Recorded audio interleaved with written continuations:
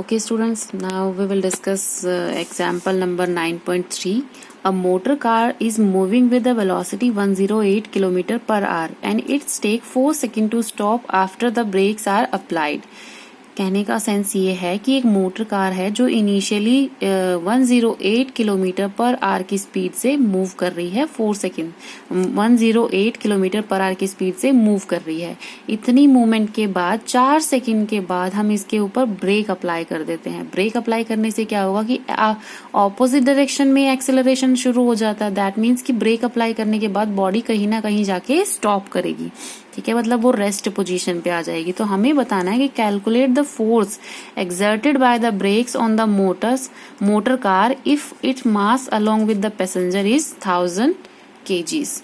अब इसमें बताना है कि कितनी फोर्स लगेगी ब्रेक में कि जो मास है 100 kgs का है, मतलब इस मोटर कार का जो मास है पैसेंजर के साथ वो 1000 kgs का है और हमें बताना है कि फोर्स कितना अप्लाई होगा।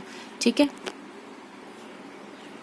ठीक है, हमें दे रखा है इनिशियल वेलोसिटी दे रखी है 108 metre per second, kilometre per hour में दे रखी है, सॉरी 108 किलोमीटर पर आवर। ठीक है, एंड सेकेंड हमें दे रखा है t इक्वल्स टू दे रखा है कि 4 सेकेंड्स के बाद हम फोर्स अप्लाई कर देंगे, इसके ऊपर ब्रेक्स अप्लाई कर देंगे ताकि ये रेस्ट पोजीशन में आ जाए कि मतलब 4 सेकेंड्स तक हम इसको ब्रेक अप्लाई करेंगे। आफ्टर 4 सेकेंड्स ब्रेक अप्लाई करेंगे कि वेलोसिटी इसकी क्या हो जाए, 0 हो जाए। ब्रेक अप्लाई करने का मतलब क्या है कि ये फाइनली इसका मोमेंट 0 करने की कोशिश कर रहा है। दैट मीन्स कि वेलोसिटी जो है at the end will be 0। ठीक है, तो वेलोसिटी, फाइनल वेलोसिटी हमारे पास क्या हो जाएगी, 0 हो जाएगी। अब इसमें दे रखा है कि मोटर कार का जो मास है वो अलॉन्ग विद द पैसेंजर, मतलब जितने भी पैसेंजर हैं उनके साथ में इसका मास है 1000 kgs। ठीक है, तो हमें क्या करना है, हमें इसमें फोर्स निकालनी है। तो फोर्स का फॉर्मूला क्या होता है हमारे पास, F equals to mv minus u divided by t। तो हमारे पास मास भी है, वेलोसिटीज भी है सारी और टाइम की वैल्यू भी है, तो सब्सटीट्यूट करनी है वैल्यूज। अब हमें ये पता होना चाहिए कि वैल्यूज किस में सब्सटीट्यूट होनी चाहिए। मास इसमें केजीज में दे रखा है, टाइम हमारा सेकंड में दे रखा है, लेकिन जो वेलोसिटी है वो किलोमीटर पर आवर में दे रखी है, तो हमें चेंज करनी पड़ेगी। चेंज करने के लिए हमें क्या करना पड़ेगा, u को हम चेंज करेंगे 108 किलोमीटर पर आवर को 1000 से मल्टीप्लाई करेंगे एंड 3600 से डिवाइड करेंगे, तो ये हमारे पास u की वैल्यू क्या आ जाएगी, 30 मीटर पर सेकेंड। अब f की वैल्यू में सब्सटीट्यूट करनी है आपको वैल्यूज। मास कितना है हमारा 1000, वेलोसिटी फाइनल 0, इनिशियल वेलोसिटी हमारे पास 30 है, डिवाइडेड बाय टाइम कितना है 4 सेकेंड्स। ठीक है, तो ये हमें निकालनी है। बस जो ये वैल्यू आएगी ये नेगेटिव में आएगी क्योंकि यहाँ पर जो नेगेटिव साइन आ जाएगा -30 मल्टीप्लाई बाय 1000 डिवाइडेड बाय 4। तो आप इसमें फोर्स कैलकुलेट करके लिख लेंगे। नेक्स्ट क्वेश्चन है हमारा क्वेश्चन नंबर 9.4। ठीक है, 9.4 क्वेश्चन में क्या दे रखा है, force of 5 newton gives a mass m1 an acceleration of 10 metre per second and a mass m2 an acceleration of 20 metre per second square. What acceleration would it give if the both the masses were tied together. ठीक है, तो इसमें दे रखा है कि एक force है 5 Newton की, वो एक मास पर लगाई जाती है। एक मास है हमारा m1 मास है, एक मास है हमारा m2। अगर इसके ऊपर ये फोर्स अप्लाई की जाती है तो ये एक्सेलरेशन कितना देती है, 10 मीटर पर सेकेंड स्क्वायर।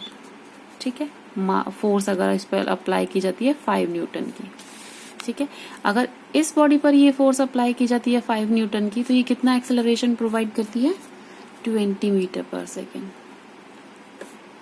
ठीक, अब हमें बताना है कि अगर इन दोनों को एक साथ बांध दिया जाए तो ये टोटल फोर्स कितना अप्लाई करेगा, मतलब एक्सेलरेशन कितना होगा इन दोनों बॉडीज को अगर टाई कर दिया जाए तो एक्सेलरेशन कितना होगा हमारा। तो फर्स्ट हमारे पास क्या है, m1 जो होगा वो m1 क्या होगा हमारे पास, m1 निकालना चाहेंगे। हमारे पास फोर्स दे रखी है तो m1 की वैल्यू अगर निकालेंगे तो फोर्स डिवाइडेड बाय a1। ठीक है, क्योंकि फोर्स का फॉर्मूला हमारे पास क्या होता है, F इक्वल्स टू m में, तो इसमें से हम मास निकालेंगे तो F divided by a which is equals to 5/10। ये हमारे पास वैल्यू क्या आ जाएगी, 5/10 मीटर पर सेकेंड है तो 0.5 kg। ठीक है। m2 ऐसे ही m2 निकालेंगे तो हमारे पास फोर्स तो सेम है और एक्सेलरेशन कितना दिया हुआ है a2, ठीक है। तो 5 न्यूटन डिवाइडेड बाय 20, ठीक है। इसकी वैल्यू हमारे पास क्या आएगी 0.25 kgs, ठीक है। कैलकुलेट करके लिखेंगे तो हमारे पास क्या आएगा 0.25 kg, ठीक है। अब दोनों हमारे पास मास आ गए हैं m1 m2। अब आगे बोला गया है कि इन दोनों मासेस को ना सेम टाई कर देते हैं, मतलब एक ही किसी स्ट्रिंग से बांध देते हैं m1 को और m2 को। अब इस पे कितना एक्सेलरेशन आएगा वो हमें बताना है जब इनके ऊपर फोर्स लगाई जाएगी 5 न्यूटन की, ठीक है। तो m1 हमारे पास है 0.50 प्लस दूसरा m2 है हमारे पास 0.25, तो टोटल मास हमारा कितना हो गया 0.75 kgs। अब एक्सेलरेशन बताना है, फोर्स सेम रखी हुई है हमने, फोर्स 5 न्यूटन की ही है। सेम बोला गया है कि जो फोर्स है वो सेम रहेगी, लेकिन इन दोनों को साथ में बांध देंगे तो जो एक्सेलरेशन आएगा वो कितना आएगा। एक्सेलरेशन का फॉर्मूला क्या होता है F डिवाइडेड बाय m, क्योंकि फॉर्मूला हमारे पास क्या है F इक्वल्स टू m में। अगर इसमें से m निकालना चाहेंगे तो a डिवाइड कर देंगे, अगर इसमें से एक्सेलरेशन निकालना होगा तो इसको मास को इससे डिवाइड कर देंगे फोर्स से। तो हमारे पास वैल्यू क्या आएगी 5 न्यूटन डिवाइडेड बाय 0.75 kg। इसका आंसर क्या आएगा a इक्वल्स टू, आप कैलकुलेट करके लिखोगे तो आपका आंसर आएगा 6.6 metre per second square. Got it students. अब नेक्स्ट क्वेश्चन है हमारा, वो एक 9.5 और क्वेश्चन है, उसको हम और सॉल्व कर लेते हैं 9.5 को। ये नेक्स्ट लेक्चर में सॉल्व करेंगे क्योंकि वीडियो बहुत लंबी हो जाती है, सेंड होने में बहुत प्रॉब्लम होती है। कल भी इवनिंग में पहुंची थी, सैटरडे को भी वाईफाई की वजह से ना नेटवर्क इशू हो जाता है।